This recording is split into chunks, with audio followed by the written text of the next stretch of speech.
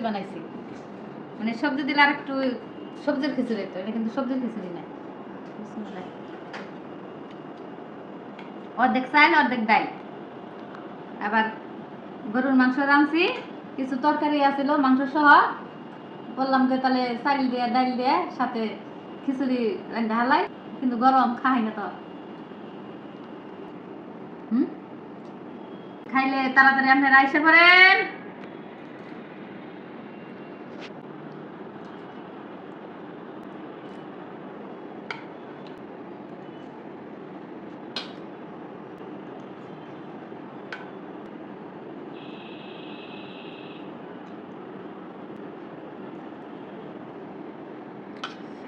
চাইলে ডাইলে খিচুড়ি রাঁধিলে সেই স্বাদ।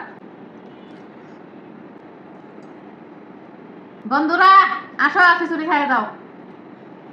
গরম না? সেই মজা, গরম গরম খিচুড়ি, তার সাথে একটু টক নিলে। টক নিতেন? আপনারা বলে নিমু না, বলে নিব না। গাছের লেবু আছে, গাছের লেবু।